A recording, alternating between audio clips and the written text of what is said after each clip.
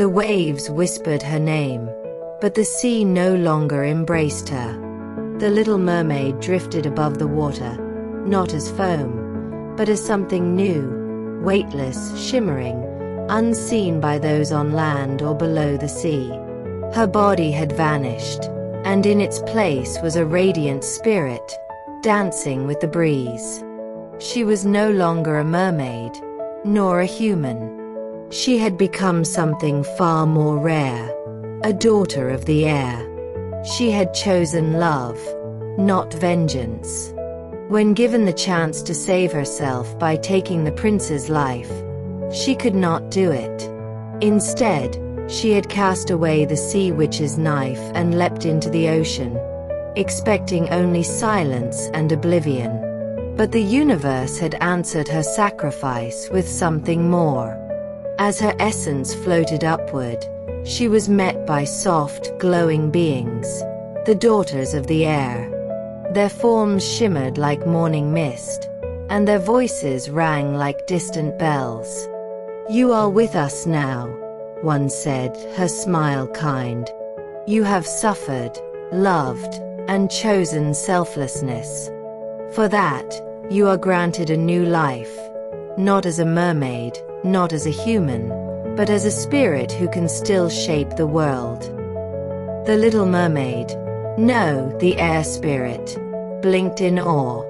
"But what am I meant to do?" "You will travel with the wind," another sister said, "bringing comfort, guidance, and unseen help to those in need.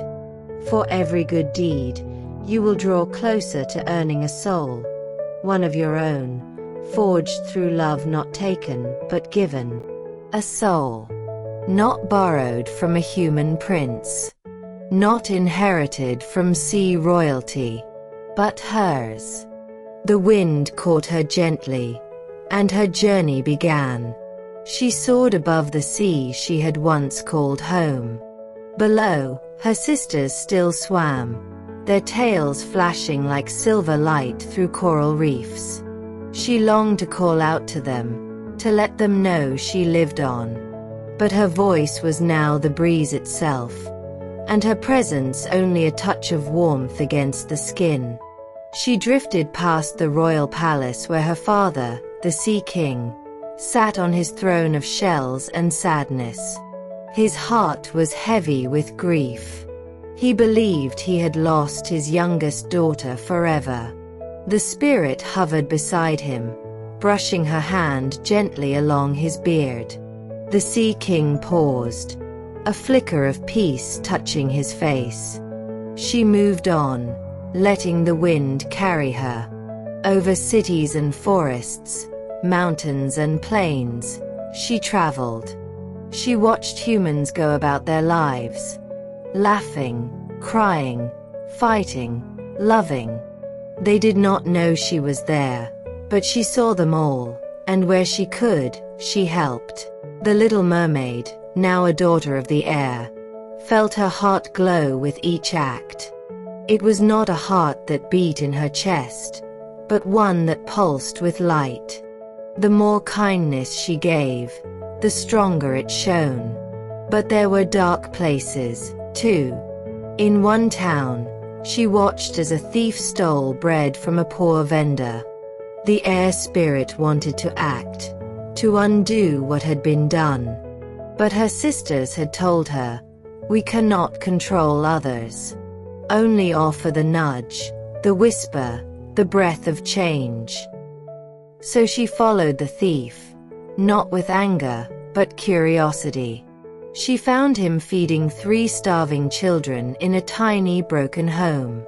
The man wept as they ate, shame and love tangled in his soul. The Little Mermaid summoned a breeze that rattled the shutters and knocked over a small pouch. Inside, the thief found a few forgotten coins, enough to buy honest food. He stared at the pouch, then at the open window, unsure where the gift had come from. He whispered thanks to the wind. The spirit lingered, touched by the complexity of human hearts.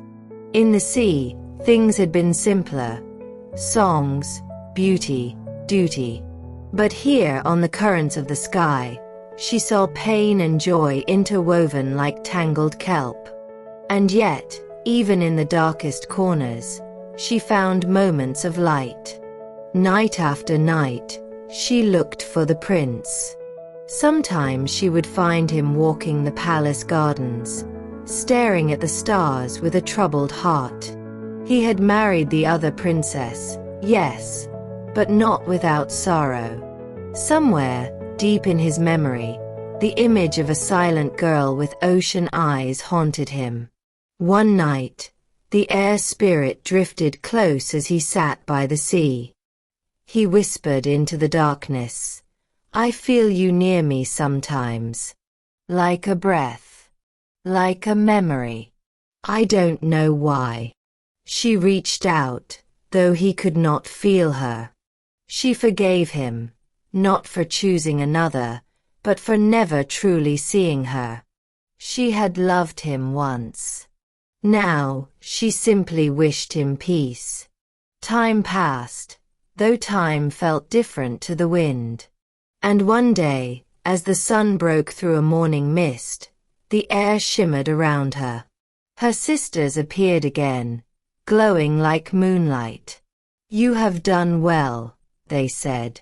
"Your heart shines brighter now. You have brought light to many, and you are not the same spirit who rose from the sea."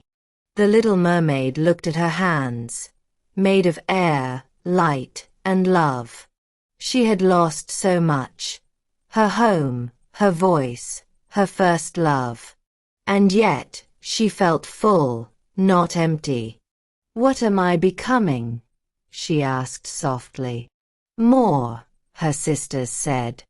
"A soul is not given, it is earned through compassion, through choosing others above oneself. You are becoming whole." And in that moment, high above the ocean that once held her, the little mermaid smiled. She had become the spirit of the sea, not in body, but in soul. A whisper in the wind. A guardian of the heart. A light among the waves. And her journey was only beginning.